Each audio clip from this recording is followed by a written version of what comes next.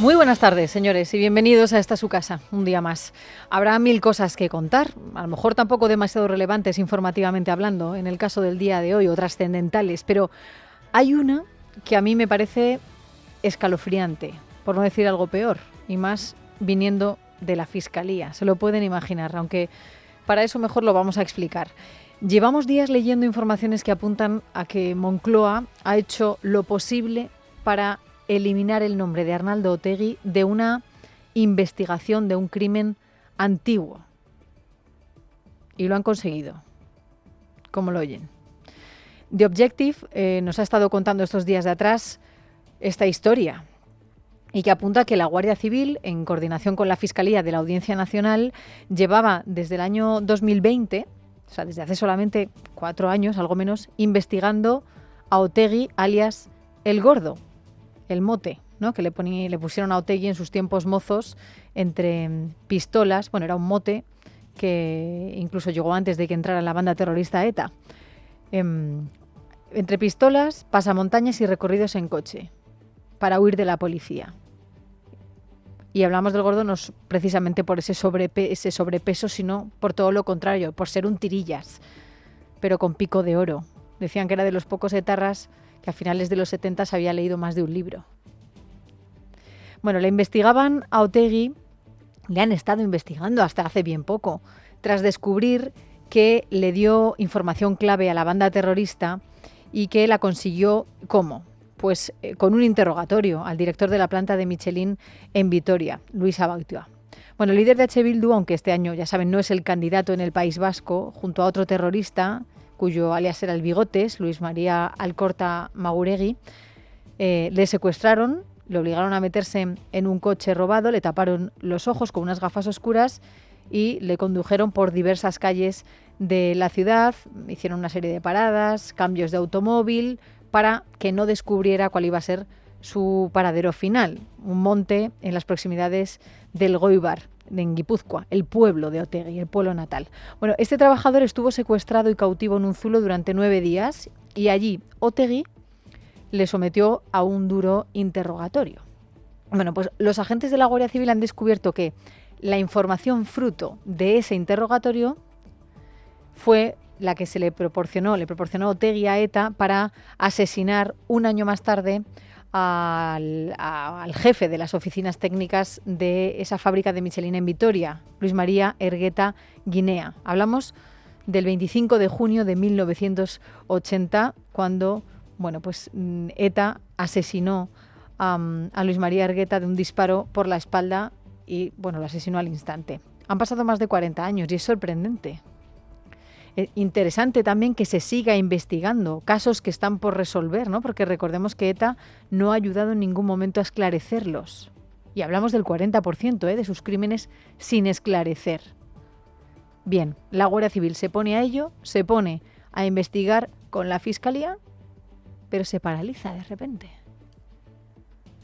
Fíjense, es que este hallazgo, el hallazgo encontrado por la Guardia Civil no ha sido reflejado en el informe policial que se le entregó a la Fiscalía de la Audiencia Nacional.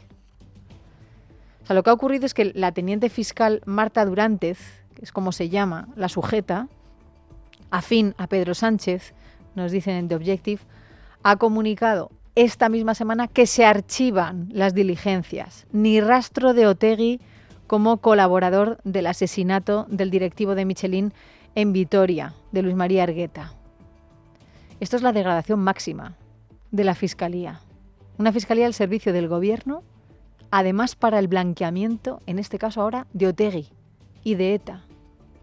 ¿Pero de qué estamos hablando? Dice el Ministerio Público, porque claro, tiene que justificar por qué ha decidido decretar este archivo, ¿no? Dice que el contenido del informe remitido por la Guardia Civil, que tiene un carácter reservado, de ese contenido no se ha podido determinar personas concretas que participaran en la autoría material del atentado. Sin embargo, el informe que entregaron los agentes sí que viene acompañado por unos anexos en los que se desvela el papel importante de Otegi en ese asesinato. Pero eso al final no ha sido reflejado en el informe de las conclusiones. No ha sido, fíjense. Otro de los argumentos en el que se apoya la Fiscalía, para justificar por qué lo archiva. Dicen que los hechos objeto de la investigación ya están prescritos.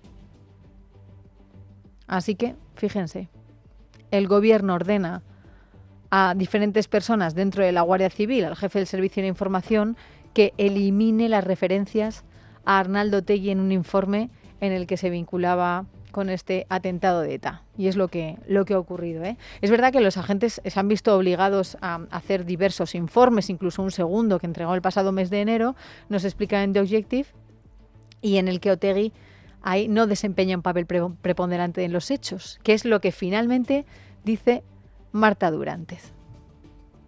Por ahí me gustaría empezar, me había gustado, había decidido que empezáramos el programa con esta historia que pone los vellos de punta y que se une, sobre todo porque estamos en una campaña para las elecciones en el País Vasco, a la vuelta de la esquina, la próxima semana, el día 21 de abril, donde EH Bildu gana en las encuestas. Fíjense, la del CIS que conocimos ayer, de José Félix Tezanos, ya como la primera vez que le coloca al frente a la formación proetarra para poder gobernar el País Vasco, por encima incluso del PNV. Y lo que podemos leer en el programa electoral de EH Bildu es: vamos a hacer lo posible para desmilitarizar a la Ertzaintza. Es decir, queremos una policía autonómica que no vaya armada, que no lleve ni siquiera una porra, ni arma de fuego ni porra. Eso lo lleva en el programa electoral y que, bueno, pues dicen que quieren hacer un programa piloto de patrulla desarmada y hacer incluso una especie de catálogo de las actuaciones que van a poder hacer sin armas. Incluso, claro, dicen, vamos a hacer una especie de estudio en profundidad para ver cuáles son las armas no letales, ¿no? Y entre ellas, bueno, pues, por ejemplo, con unos lanzadores de pelotas de foam, de esa goma, con pistolas Taser eléctricas. Vamos a eliminar las que son más peligrosas y las vamos a sustituir. Bueno, también aparte quieren eliminar los antidisturbios. Y así ya, pues, terminamos de cerrar el círculo. Esa es la pelea que tienen también contra las fuerzas de seguridad, ¿no? Imagínense, Bildu gobernando en el País Vasco y la policía a la policía autonómica le van quitando cada vez más medios, ¿no? Bueno, esto es una parte importantísima de la actualidad del día de hoy, a la que creo que los medios tampoco es que le estén prestando demasiada atención. Era mi obligación contárselo. Otra, a lo que sí se le está prestando mucha atención es a Carles Puigdemont, porque hoy hemos conocido que el abogado general de la Unión Europea ha propuesto que la justicia europea anule la negativa del expresidente del Parlamento Europeo, David Sassoli, a reconocer la condición de eurodiputados a Puigdemont y a Antonio Comín. Es decir, les da la razón a los independentistas fugados.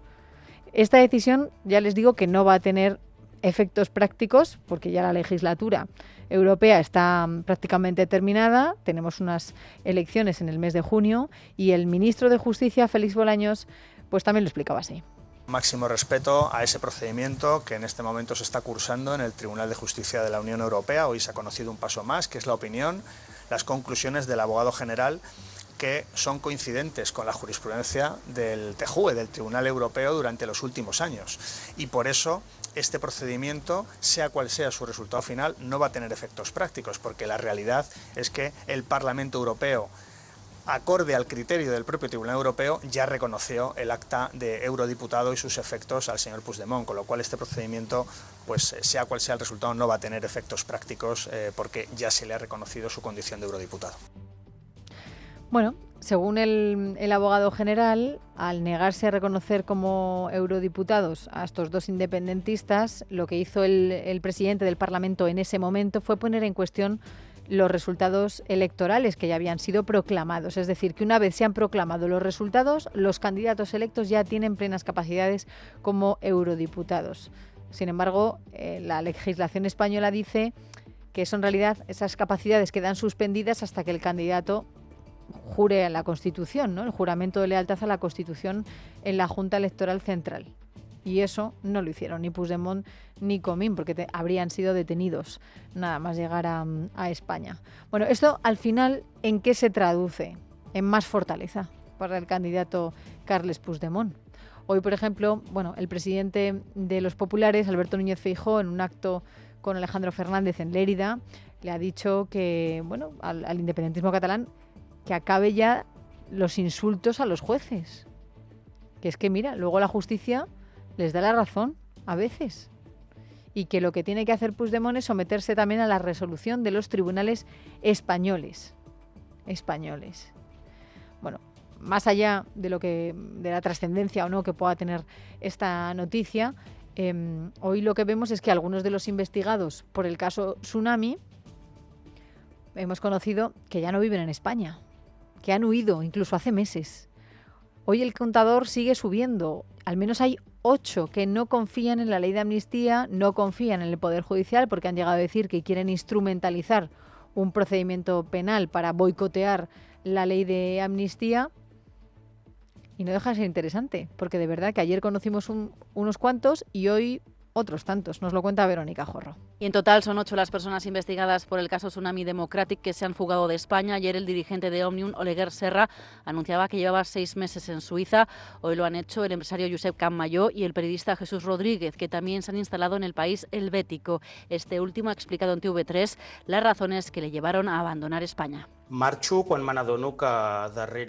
cuando me doy cuenta que detrás de toda la investigación de la causa de Tsunami hay un interés político clarísimo. El juez García Castellón y el juez Manuel Marchena están absolutamente monitorizados y controlados por el Partido Popular y por Vox. Estan absolutament monitoritzats i controlats pel Partit Popular i per Vox. A ellos se suman el informático Jaume Cabaní y el banquero Nicola Flavio Giulio Foglia. De estos dos últimos se desconoce el paradero, aunque permanecen en el extranjero. Una lista de huidos que se suma a los casos de Carles Puigdemont y Marta Rovira, además del diputado de Esquerra y miembro de la mesa del Parlamento catalán, Rubén Wagensberg. Unos nombres que se conocen después de que el magistrado García Castellón diera el pasado martes un plazo de 24 horas a los imputados para que aporten direcciones inequívocas en las que deberán recibir las notificaciones. Bueno, esta es la información. Mientras tanto, el presidente de la Generalitat, el presidente catalán, el señor Aragonés, ¿qué considera? ¿Qué piensa? Pues dice que no hay caso. Es una muestra clara que la represión continúa. Es una muestra clara de que la represión continúa y que tenemos que poner todas las fuerzas para superarla. La ley de amnistía ya ha dado una respuesta. Yo estoy convencido que dará una respuesta. También soy consciente de que no será fácil ni rápido de conseguir. Pero desde aquí voy a expresar todo mi apoyo a Oleguer Serra y Jesús Rodríguez, también a Rubens Wagensberg y al resto de personas encausadas por esta causa absurda propia de la Inquisición, que es el Tsunami Democrático. Propia de la Inquisición, que es la causa del Tsunami Democrático. Bueno, hay una diferencia en el discurso de lo que acabamos de escuchar de Pere Aragonés respecto al de los fugados, ¿no? Siguiendo la estela de Carles Puigdemont del caso Tsunami. Él dice que sí confía en la ley de la amnistía. Hombre, claro, como que la ha negociado él hasta la saciedad, desde el minuto número 1 y hasta el último.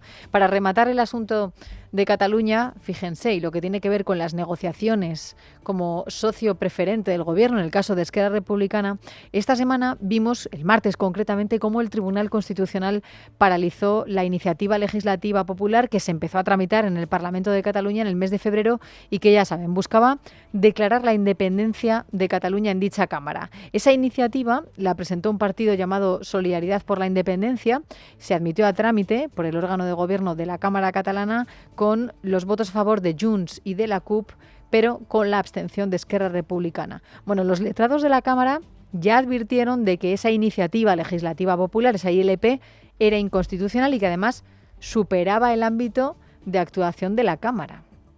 Pero siguió adelante. Y tanto el PSC como Ciudadanos presentaron un recurso de amparo ante el Tribunal Constitucional. Pero el gobierno tardó un poquito más. Se lo tuvo que pensar. Esto es algo que en su momento a mí personalmente ya me llamó mucho la atención, ¿no? ¿Por qué? Qué curioso que tuviera que pasar un mes para que el gobierno recurriera al Tribunal Constitucional, el cual admitió a trámite ese recurso puesto por el gobierno de Pedro Sánchez este lunes y esta misma semana ya se paralizó. Ya tenemos la medalla, ¿no? Bueno, hoy ya sabemos, y gracias a nuestro compañero Miguel Ángel Pérez, qué ha ocurrido. El resumen es que Sánchez quiere que ella gane puntos para las elecciones, el candidato Salvador Illa del PSC con este movimiento, confrontando con su socio preferente, con Esquerra Republicana, pero es que además el presidente del Constitucional, Cándido Conde Pumpido, también le habría sacado partido. Miguel Ángel.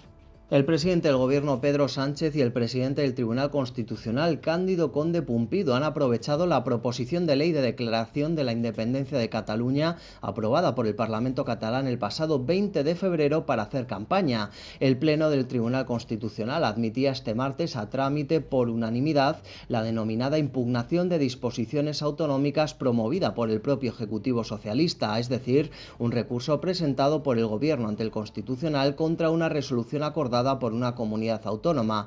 Fuentes del Constitucional consultadas por Libertad Digital denuncian que este asunto ha sido utilizado tanto por el Ejecutivo de Pedro Sánchez como por Cándido Conde Pumpido para hacer su respectiva campaña. El Gobierno socialista tardó 5 semanas en impugnar el acuerdo a la espera de que el presidente catalán Pere Aragonès fijara las elecciones anticipadas para el próximo 12 de mayo, es decir, el Ejecutivo ha esperado la convocatoria de los comicios autonómicos para simular un distanciamiento con su socio de legislatura Esquerra Republicana, que precisamente llevó a Pedro Sánchez a la Moncloa. Cabe destacar, dicen, que antes de que el Ejecutivo impugnara la resolución de la mesa del Parlamento catalán, el propio PSC de Salvador Illa y el Grupo Parlamentario de Ciudadanos ya habían presentado un recurso de amparo ante el Constitucional contra esta misma resolución. Por lo tanto, dicen, todo ha sido un acto de propaganda electoral de cara a los comicios del 12M. Las mismas fuentes consultadas apuntan que el Constitucional de Conde Pumpido también ha utilizado este tema para hacer su particular campaña cuando el Gobierno impugna ante el TC una resolución autonómica. La suspensión de la misma es automática, independientemente de que el Pleno del Tribunal haya aprobado por unanimidad su admisión a trámite o no. No obstante, el Tribunal ha vendido ante los medios en las últimas horas que se ha suspendido por unanimidad la resolución en este tribunal. Conde Pumpido, apuntan, ha utilizado esta falsa unanimidad para intentar blanquear su gestión al frente del Constitucional. Desde su llegada a la presidencia se ha aprobado la inmensa mayoría de las sentencias, con los 7 votos a favor de los magistrados izquierdistas y los 4 votos en contra de los magistrados conservadores, aplicando su rodillo sectario. Bueno, pues aquí los datos, ¿no? Y lo que dicen informaciones, las fuentes que apuntan a esa utilización electoral de este asunto. Ahora cambiamos de tema para fijarnos en otro importante del día. También seguimos conociendo nuevas informaciones que apuntan al gran trabajo como conseguidora que hizo la mujer del presidente del Gobierno, Begoña Gómez, un nuevo capítulo que es el que publicamos en Libertad Digital, información de Carlos Cuesta, que muestra hasta dónde llegaron sus tentáculos. No hay continente que se le resista, ¿eh? Lo hemos visto con África, ahora lo estamos viendo también en América, en Hispanoamérica, porque aprovechando el Congreso Empresarial de Alianza Iberoamericana, que se celebraba además en Madrid en 2021, Begoña Gómez quiso asistir. Era una buena oportunidad que le venía de perlas para hacer contactos empresariales y así expandir sus negocios. ¿Acudió en calidad de qué?, se preguntarán.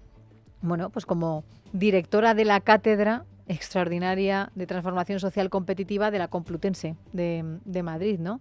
Y además no fue sola, iba bien acompañada de la ministra Reyes Maroto, en ese momento, que era la responsable de Industria, Comercio y Turismo, y también del presidente de Hispasat en ese momento. Hoy es el ministro de Industria, qué casualidad, de Jordi Hereu. Un buen apoyo.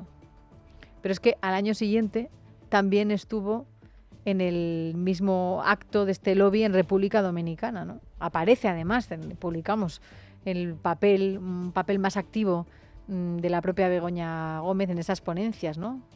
Así que CEAPI, en ese momento, el Consejo Empresarial Alianza por Iberoamérica, informaba de que en la mesa iban a analizar el papel que iban a cumplir, a desempeñar las empresas para construir entornos urbanos sostenibles y modelos que generen riqueza y desarrollo en las metrópolis, también en las zonas rurales. Bueno, pues ella fue como experta en esa materia. Fíjense.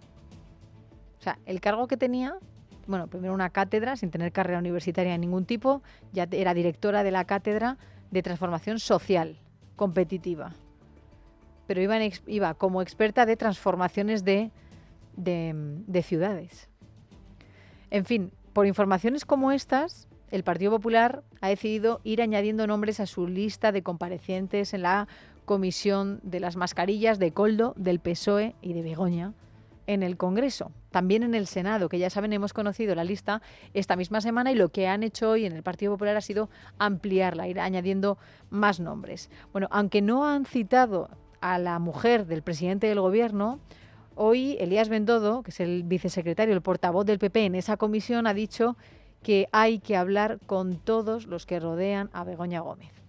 Otra ramificación muy importante del caso PSOE son los negocios y la labor de conseguidora, la mujer del presidente del Gobierno. Lo hemos dicho y lo repetimos. Oye, aquí nosotros ni mentimos, ni decimos bulos, ni queremos insultar a nadie. Solo pedimos información y damos la oportunidad que el presidente del Gobierno o quien él considere dé las explicaciones oportunas y, por tanto, no haya que hacerlo en la comisión de investigación. Claro, ellos van a pedir, en el Partido Popular, van a pedir también mucha documentación, es lo que ha explicado Elías Bendodo, ¿no? En el Senado, por ejemplo, desde el Senado van a pedir los certificados de los acuerdos de consejos de ministros en los que se dieron ayudas a empresas, como Ereuropa, donde estaba metida Begoña Gómez, ¿no? Bueno, hoy lo que sabemos es que se acababa el plazo para proponer los nombres, se acaba hoy a las 6 de la tarde el plazo para proponer esos nombres de las personas que van a ir desfilando por esa comisión de investigación en el Congreso de los Diputados.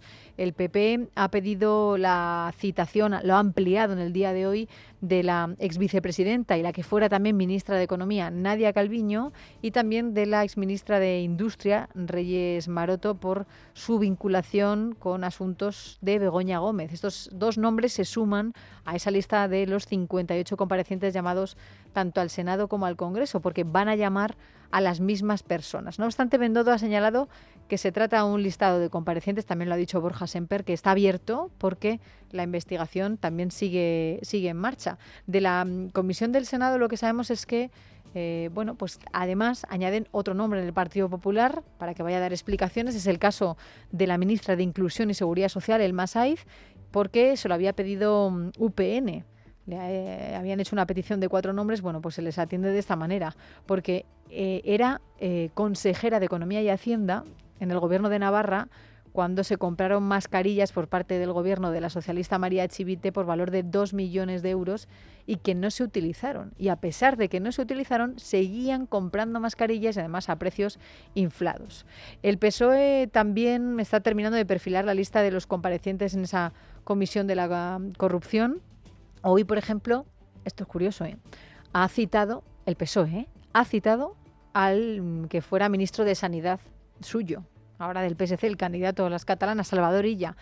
¿Por qué?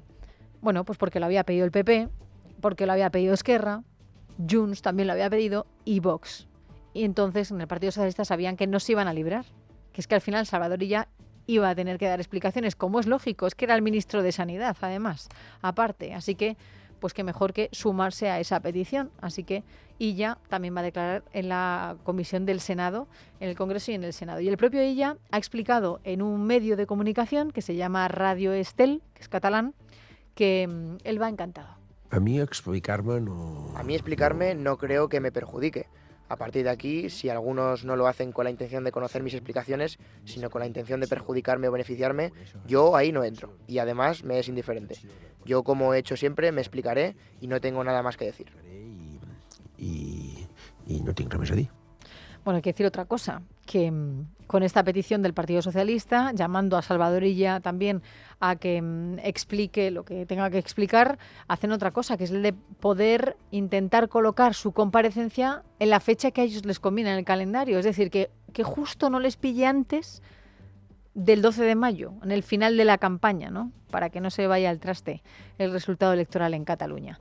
Bueno, más nombres. El PSOE también ha propuesto a la presidenta del Congreso, Francina Armengol, y también a Isabel Díaz Ayuso. Aquí está la madre del cordero, porque los socialistas han impulsado esta comisión en el Congreso en respuesta a la del Partido Popular en el Senado, ¿no? Y donde su objetivo a batir es precisamente Ayuso. De hecho, quieren que la comparecencia de la presidenta madrileña coincida con la precampaña de las elecciones europeas para ver si pueden arañar algo. Pero a quien no han citado en el Partido Socialista es a la pareja de Ayuso, Alberto González Amador. Es curioso, y más tras escuchar afirmaciones como las que ha hecho la vicepresidenta y ministra de Hacienda, María Jesús Montero. Yo creo que toda la relación de noticias que hemos conocido ha puesto de manifiesto que ese relato era falso, que evidentemente había habido un delito fiscal, que es el que se estaba denunciando, y por otra parte que parece que la señora Díaz Ayuso se estaba beneficiando de ese fraude, puesto que vivía o compartía esa vivienda con la persona que está siendo acusada y por tanto directamente ella estaba siendo beneficiada, insisto, de algo bastante miserable, que es no solamente haberse enriquecido durante la pandemia, sino que también haber intentado no contribuir con la parte y con las obligaciones tributarias que a todos los ciudadanos nos corresponden. ¿Y por qué no citan al novio de Ayuso? Que es el objeto de la investigación. ¿O es que no lo es? Es Ayuso en sí. Nos lo tendrán que explicar, pero lo que podemos ver por fuentes del Partido Socialista en los medios de comunicación es que, como el Partido Popular no ha llamado a Begoña Gómez al Senado, a la comisión del Senado, pues ellos no llaman a González Amador a la del Congreso. Pero bueno, a pesar de ello, el ministro de Justicia, Félix Bolaños, no lo ve así. Acusa al Partido Popular de que solamente quiere hacer daño ese partido al PSOE. Tengo la impresión de que el Partido Socialista quiere conocer la verdad independientemente de a los partidos a los que afecte, y el Partido Popular lo que quiere es acusar al PSOE y al Gobierno independientemente de la verdad. Y por tanto, creo que esta será la clave.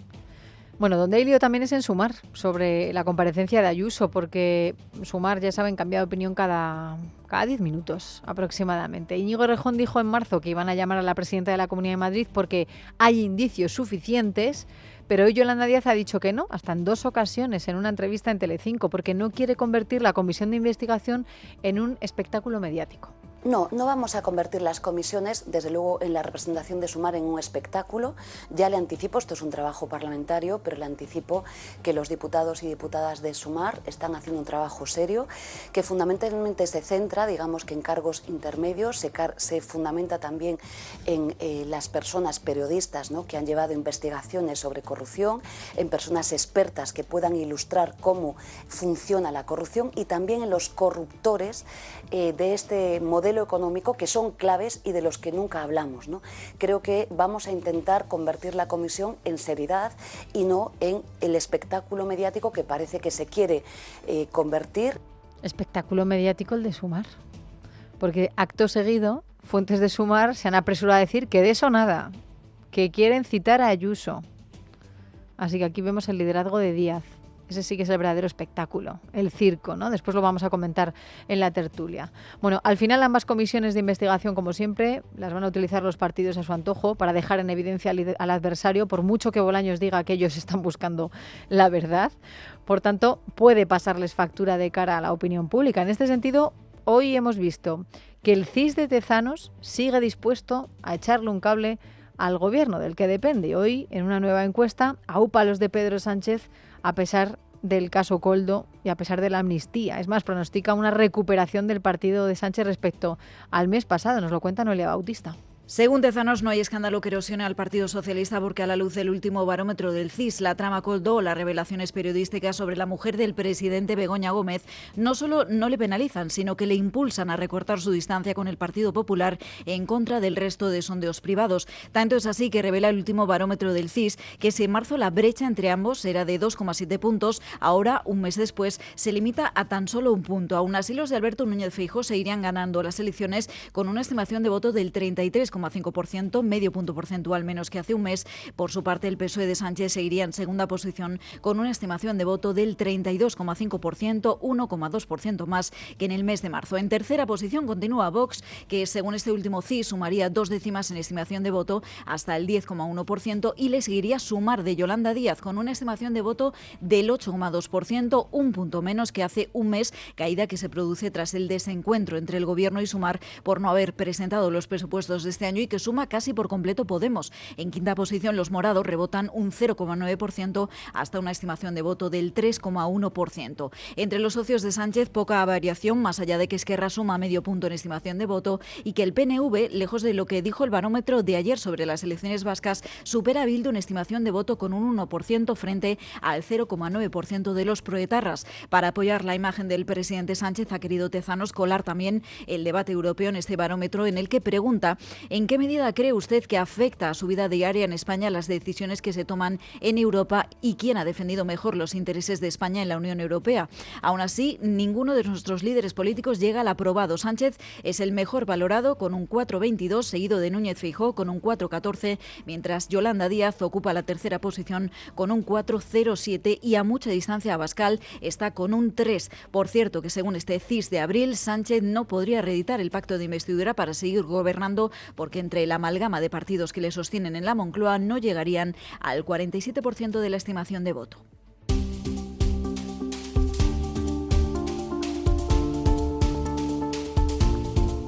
Son las 4:32, una hora menos en las Islas Canarias. Les contamos ahora otras noticias interesantes de este día con la ayuda de Esther Nieto. ¿Qué tal, Esther? Buenas tardes. Buenas tardes, Leticia. Comenzamos por economía, porque el Banco Central Europeo sigue sin bajar los tipos de interés y este jueves ha decidido por quinta vez consecutiva mantenerlos en el 4,5%, que es su nivel más alto desde 2001.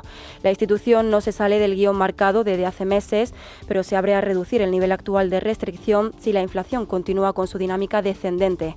Asegura la presidenta del Banco Central Europeo, Christine Lagarde, que la bajada se acerca, por lo que si no hay sorpresas es posible que llegue a principios de junio en la próxima reunión del Consejo de Gobierno.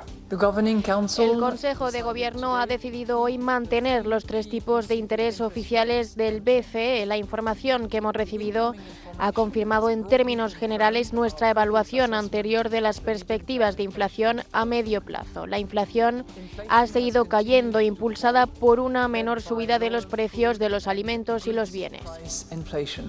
Y el presidente del Gobierno, Pedro Sánchez, se ha reunido hoy en Moncloa con las principales patronales del sector financiero e inmobiliario para abordar el problema del acceso a la vivienda y la financiación. Tras el encuentro, la ministra de Vivienda, Isabel Rodríguez, ha comparecido para anunciar que entre las principales medidas el Gobierno va a limitar los alojamientos turísticos en las zonas tensionadas, una situación que la ministra ha considerado de emergencia para el país.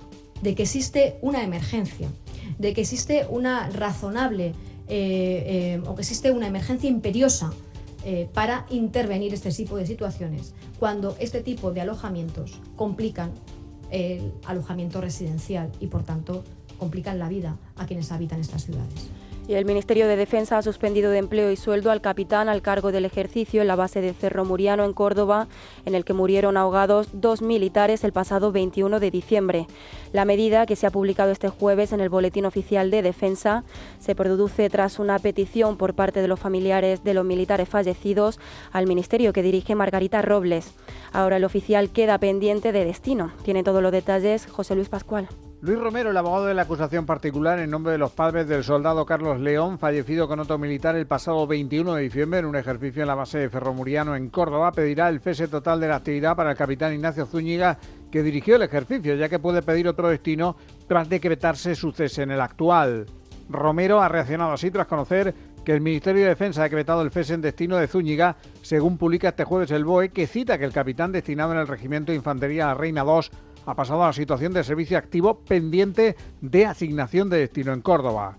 El letrado ha explicado que al capitán se le ha apartado del servicio, pero puede solicitar otro en el Ejército de Tierra y que al no tener retirado el pasaporte puede pedir destino en el extranjero.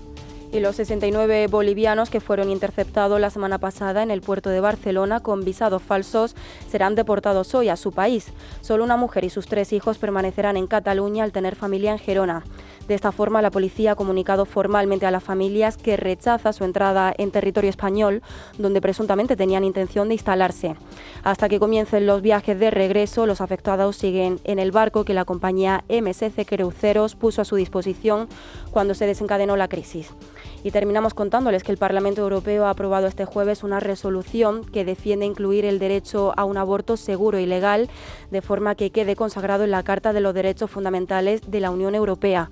La posición de la Eurocámara, que no es la primera vez que se pronuncia en esta línea, ha salido adelante por 336 votos a favor, 163 en contra y 39 abstenciones. El texto recoge también el acceso libre, informado, pleno y universal a la salud y los derechos sexuales y reproductivos. En casa de Herrero, Es Radio.